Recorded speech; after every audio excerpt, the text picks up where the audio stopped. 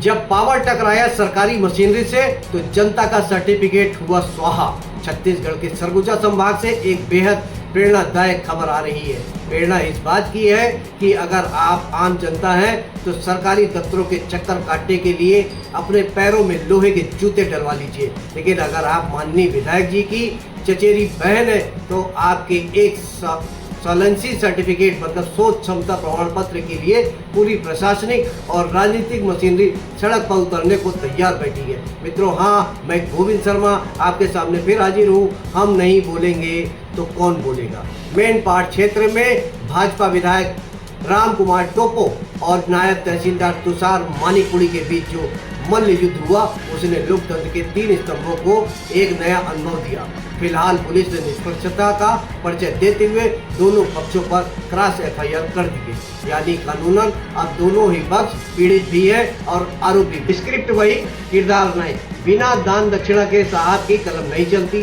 जनता का आरोप है कि छत्तीसगढ़ के सरकारी दफ्तरों में आजकल एक नया अघोषित टैक्स लागू हुआ है, जैसे श्रद्धा से दान दक्षिणा कहा जाता है। नायब तहसीलदार साहब का कहना है कि कागज अधूरे थे। अब कागज वाकई अधूरे थे या चाय पानी का इंतजाम अधूरा था, यह तो जांच का विषय है। लेकिन अमूमन देखा जाता है कि जब तक जेब ढीली ना हो तब तक साहब लोगों की कलम में स्याही नहीं उतरती। विधायक जी की बहन जब पहुंची तो शायद उन्होंने नियम कायदों की बात की होगी और साहब ने अपनी सास की गरिमा का परिचय देते हुए उन्हें बाहर का रास्ता दिखा दिया। आरोप तो यहाँ तक है कि जाति सूचक शब्दों का भी आदान प्रदान हुआ है।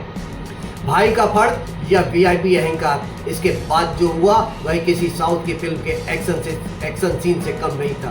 बहन के सम्मान में भाई विधायक जी ने अपने लाव लश्कर के साथ मैदान में उतर आए। तहसीलदार साहब का आरोप है कि विधायक जी और उनके 12 समर्थकों ने उनकी शर्ट के बटन तोड़ दिए और राजकीय आतिथ्य मतलब मारपीट प्रदान किया गया। अब यहाँ एक गंभीर और चुभता हुआ पक्ष प्रश्न खड़ा होता है, अगर यही सर्टिफिकेट किसी आम नागरिक या गरीब भाई बहन का होता तो जो पिछले 6 महीने से तहसील के चक्कर काट रहा है, तो क्या माननीय विधायक जी अपनी व्यस्त दिनचर्या से समय निकालकर तहसीलदार की कॉलर पकड़ने आते?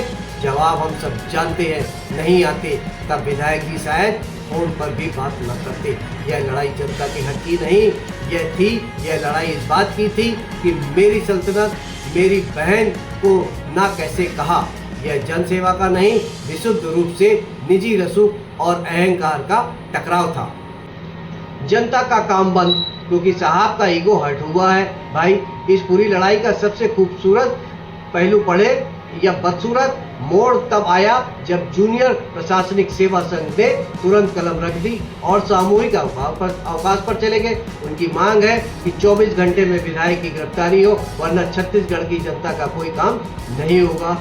अब आम जनता का काम महीनों से अटका रहता है, तब अधिकारियों की कार्यकुशलता पांच नहीं आती। लेकिन जैसे ही साहब के आत्मसम्मान पर खरोच आई, उन्होंने पूरी जनता को ही बंधक बना दिया। जिसे जनता के टैक्स से इन अधिकारियों की तनख्वाह आती है, उसी जनता का जाति, निवास और जमीन का काम ठप कर दिया गया। इसे कहते हैं लड़े फौज, मरे सिपाही और भुगते आम नागरिक। गंभीर सवाल सरकार की चुप्पी और कड़े कानून की दरकार। मजाक और कटाक्ष से इधर, यह घटना एक बेहद खतरनाक प्रशासनिक अराजकता की ओर इशारा करती है। शासकीय कार्य रोकने पर नो वर्क नो पे क्यों नहीं?